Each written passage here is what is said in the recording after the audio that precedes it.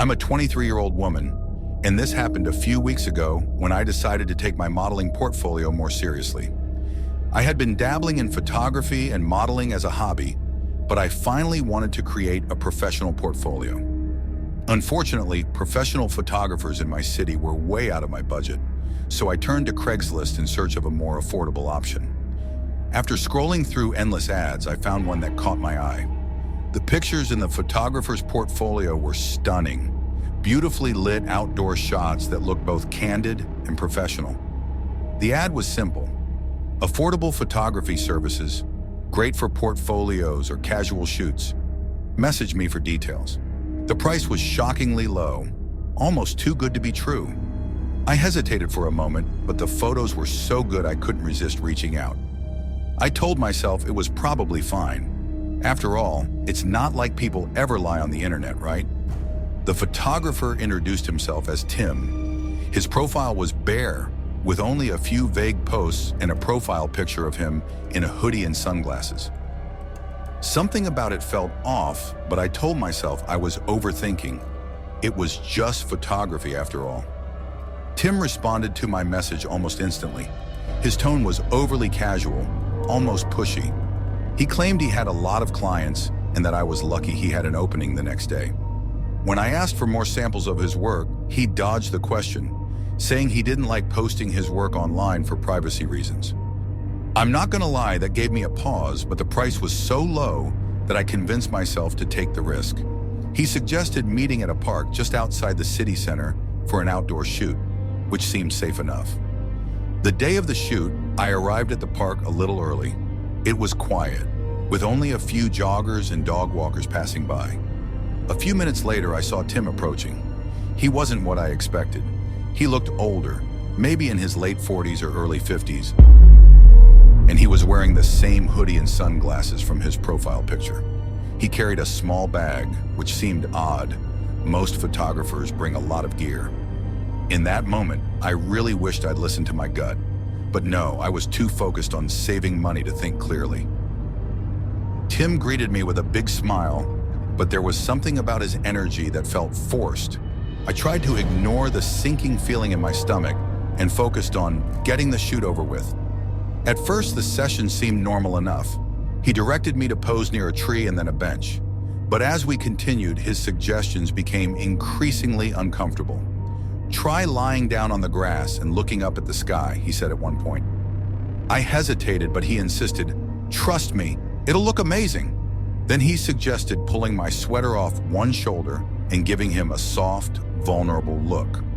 That's when I started feeling truly uneasy. "I think I'd rather just stick to normal poses," I said, trying to sound firm. Tim shrugged, but I could sense his frustration. After about 15 minutes, he claimed he needed to grab something from his car. His car was parked far from the main lot, in a secluded area near the trees. "Why don't you come with me?" he said. I panicked. The tone of his voice had shifted, no longer friendly, but almost insistent. "No, I think I'm good," I replied quickly. "I'll just wait here." His expression darkened for a split second before he plastered on a smile. "Suit yourself," he said, walking off toward the car. I didn't wait for him to come back, honestly. I grabbed my bag and headed straight to my own car, my heart racing. At that point, I was kicking myself for ever thinking a cheap photo shoot was worth this level of anxiety. That night, as I was scrolling through the photos on my laptop, I realized something was wrong.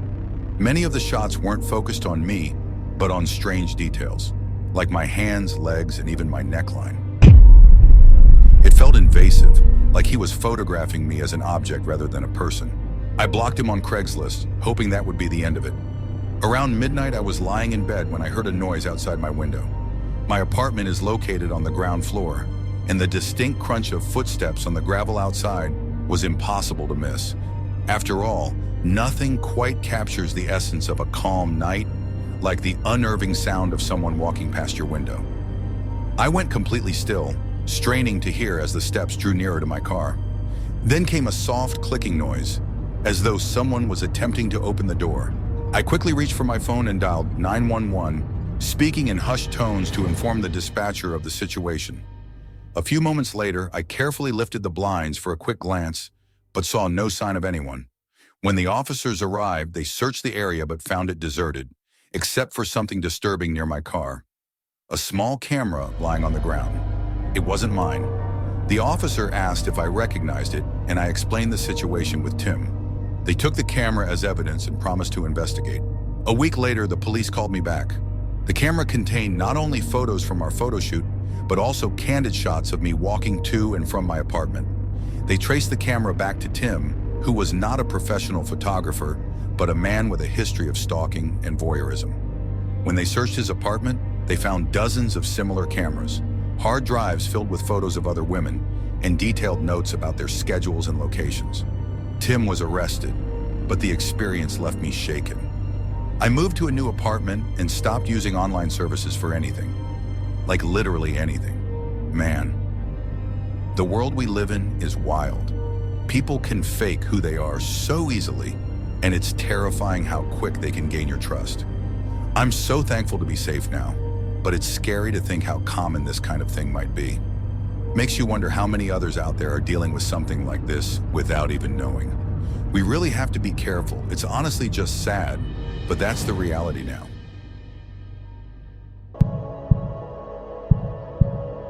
I'm 27, and some years back, I was scrambling to find a new place to live since my lease was about to end after graduation.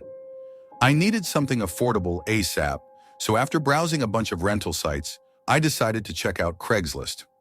Sure, it's known for being a bit sketchy, but I thought I could find a decent deal if I was careful enough. But all in all, I was downright desperate. One listing caught my attention, a fully furnished room for rent in a quiet suburban home. The ad had pictures of a cozy, well-kept room with a queen-size bed, a desk, and a large window overlooking a garden. The rent was only $400 a month, utilities included, a steal in my area. The ad was posted by Mr. Arthur, a retired teacher who said he was renting out the room in his home to make extra money. He mentioned that he preferred female tenants for the sake of peace and quiet. That detail made me pause, but I decided to reach out anyway. When I emailed him, he responded quickly and seemed polite. He offered to show me the room that evening. His tone was warm, even fatherly, and he insisted that I wouldn't find a better deal in town. I agreed, but something about his eagerness made me uneasy. To be safe, I told a friend where I was going and shared the address because I wasn't about to end up as a cautionary tale on some true crime podcast. When I arrived, the house looked exactly like the photos, neatly kept, with a small front garden and a charming porch. Mr. Arthur answered the door almost immediately.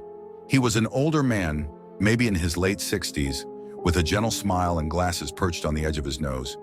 He welcomed me inside, and the interior was just as tidy as the exterior. The room he showed me was cozy, as promised. I began to feel more at ease. He gave me a quick tour of the house, chatting about his career as a teacher and his late wife. He seemed harmless, almost too kind, which made me lower my guard. As we walked back towards the living room, I noticed something weird. The door to the basement was padlocked from the outside. "Is that for safety?" I asked, trying to sound casual. He chuckled nervously. "Oh, just some old stuff down there. I keep it locked so it doesn't get in the way. You know how basements are." It was an odd answer, but I brushed it off. After all, some people are just private. I told Mr. Arthur I'd think about it and left. That night, around 9 p.m., my phone rang. It was Mr. Arthur. "I forgot to mention something important," he said. "If you decide to rent the room, I'll need you to agree to some rules. Nothing big, just no guests, no loud music, and no entering the basement. It's my personal space." The way he stressed the basement in his tone gave me an unsettling feeling, but I reluctantly said I'd think about it before ending the call. Something about the word rules in this situation felt like it was just a disguise for some huge red flags. Despite my unease, I decided to do some research. I searched Mr. Arthur's name online, but found nothing suspicious. Still, something didn't sit right with me. I asked my friend to come with me the next day to take another look at the house. When we arrived, I rang the doorbell, but there was no answer. The house looked quiet and still, but the door was a bit open. My friend suggested we leave, but my curiosity got the better of me. We stepped inside, calling out for Mr. Arthur, but the house was eerily silent. The room I had seen was just as I remembered it, but something about the atmosphere felt off. As we were about to leave, my friend pointed to the basement door. The padlock was gone. "I don't think we should," she started, but I was already opening the door. Why do people in these situations always make the worst decisions? Apparently, I'm no exception. The basement stairs creaked as we descended. The air grew colder, and the smell of damp earth filled my nose. At the bottom of the stairs, the space was dimly lit by a single bulb hanging from the ceiling. What we saw stopped us dead in our tracks. The basement was lined with mannequins, dressed in women's clothing, casual outfits, work uniforms, even formal dresses. But as I stepped closer, I realized they weren't mannequins. They were women, taxidermied. Their lifeless eyes stared into nothingness, and their skin had a waxy, preserved sheen. From what I remember, there were at least 6 of them, posed as if they were frozen in the middle of everyday activities. My friend yanked my arm, pulling me toward the stairs. Just as we reached the top, we heard the front door slam shut. Mr. Arthur's voice called out, cheerful but menacing. "You weren't supposed to see that." We bolted through the back door, not daring to look back. My friend called 911 as we sprinted to her car. The police raided the house that night and arrested Mr. Arthur. They found evidence that he had been luring women with his rental ads for years. He would drug them, kill them, and preserve their bodies in his basement. I've since moved far, far away and stopped using sites like Craigslist or Facebook Marketplace. The memory of those lifeless women haunts me till this day, and I'm not even sure I've fully recovered from that incident as I write this.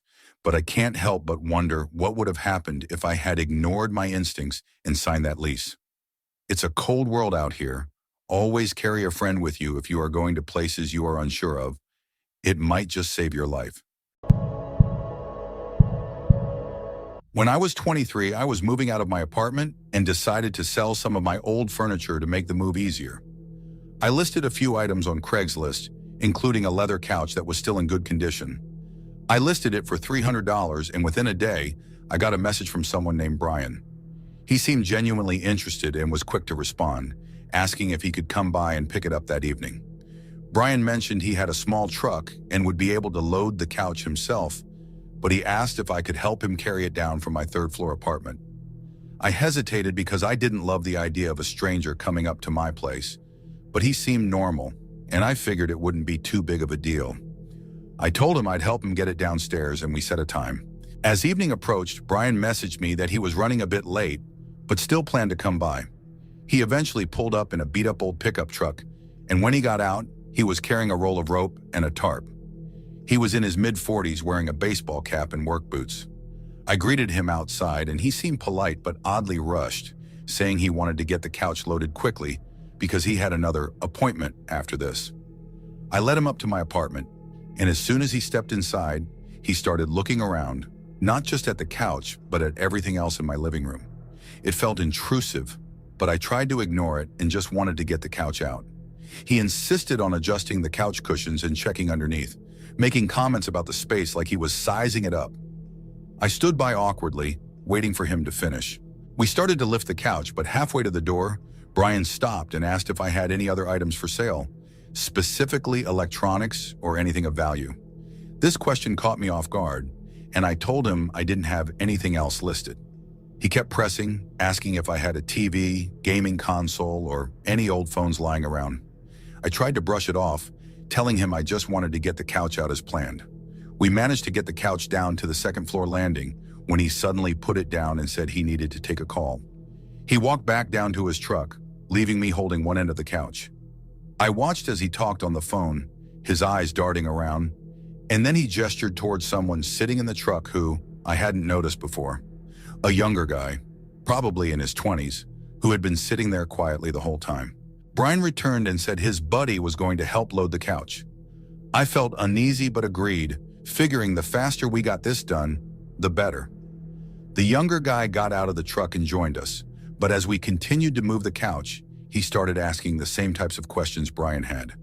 Specifically if I had other valuables for sale or anything they could buy on the spot. By the time we got to the bottom of the stairs, I was on high alert. The questions were too persistent, and their behavior was off. When we got the couch to the truck, Brian turned to me and said he didn't have the full $300 in cash. He offered to make up the difference by giving me something from the truck instead, gesturing vaguely to some old tools and random items in the back. I told him that wasn't going to work and that he either needed to pay the full amount or we'd call it off. At that point, the younger guy stepped closer, blocking my path back to the stairs. Brian's demeanor changed. He got aggressive, saying they'd just take the couch anyway, with or without paying.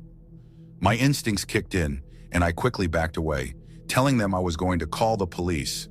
Brian's buddy stepped forward, trying to grab my arm, but I pulled away and ran up the stairs, slamming the building door shut behind me. I watched from the window as they loaded the couch into the truck without paying and drove off, leaving me stunned and angry. I reported the incident to the police, giving them a description of the men in the truck. They took my statement but warned me that it might be difficult to track them down, especially since it was a common tactic for people to scam sellers on these platforms. I never heard back from the police about any arrests. The whole experience left me rattled, realizing how quickly things could escalate from a simple sale to a dangerous confrontation. I learned my lesson the hard way and promised myself I'd never let a stranger into my home again, no matter how normal they seemed online. It was a reminder that you can never be too careful when dealing with people you don't know, especially in situations where you're alone and vulnerable. Back in 2020, I was working as a freelance photographer, and my camera gear was my livelihood. One day I got back from a weekend shoot to find my apartment door slightly open. My heart sank as I stepped inside and saw the mess. Drawers pulled out, closets rummaged through, and my entire camera kit gone. They took everything: my main camera, lenses, SD cards, and my backup camera. It was a devastating blow, not just financially, but also because of the personal memories stored on those cards. I called the police immediately, but they didn't offer much hope. With no security cameras in my building and no witnesses, it was a classic file a report and move on situation. Determined to recover my gear, I spent days scouring every online marketplace and pawn shop in the area, hoping I'd come across something familiar. A week later, while browsing a local community site, I found an ad that stopped me cold. A seller was listing a camera identical to mine, along with the exact lenses that had been stolen. The photos in the listing showed a distinct scratch on the body of the camera, something I knew without a doubt was mine. I immediately messaged the seller, who went by the name Tom, expressing interest. He responded quickly and suggested meeting at a local diner the next day to show me the gear. I was nervous but desperate, so I agreed. I called a friend to come along with me, knowing it wasn't safe to meet a stranger alone, especially given the situation. We got to the diner early, sitting near the entrance so we could see anyone coming in. Eventually, a tall man in his 40s walked in, carrying a small black duffel bag. He spotted me, gave a nod, and sat down across from us. Tom was friendly, but had a certain edge to him. He unzipped the bag and carefully pulled out the camera. It was mine! I knew it immediately. As we talked, he mentioned how he got the camera from a guy who owed him money and was just trying to get rid of it quickly. I could tell he was lying. My friend tried to stall, asking questions about the gear while I discreetly texted the police, letting them know where I was and that I was sitting with the person who likely stole my equipment. Tom grew increasingly uneasy, sensing our hesitation. He started pushing for a quick sale, saying he had other people interested if I wasn't serious. Just then, I noticed a second man sitting at the counter, watching us closely. He was younger, maybe in his 30s, wearing a baseball cap pulled low over his face. I hadn't noticed him come in, but it was clear he was with Tom. I made up an excuse saying I needed to grab cash from the ATM outside, and my friend and I quickly stepped out. I called the police again, urging them to hurry. We waited outside, trying to act casual, but I could feel the tension rising. I watched through the window as Tom and his friend whispered to each other, occasionally glancing toward us. Minutes later, 2 police cars pulled into the parking lot, and officers entered the diner. They approached Tom and his friend, asking questions. Tom tried to act calm, but it was clear he was caught off guard. The police checked the camera's serial number against the one listed in my report, confirming it was indeed mine. Both men were questioned separately, and it became obvious that Tom's story about a guy owing him money wasn't holding up. While the officers spoke to them, one of the police pulled me aside and told me something chilling. Tom had a criminal record, including multiple counts of burglary and fencing stolen goods. The man with him was known as his accomplice, often working together to steal and resell items for quick cash. They had been on the radar for a while, but had managed to slip away due to lack of evidence. Tom and his friend were arrested on the spot for possession of stolen property and were linked to other recent break-ins in the area. The police found more stolen items in their car, including electronics and jewelry, likely taken from other victims. I was relieved to get my camera gear back, but the experience was a harsh reminder of how quickly a situation can turn dangerous. After that, I took extra precautions with my belongings and installed a security system in my apartment.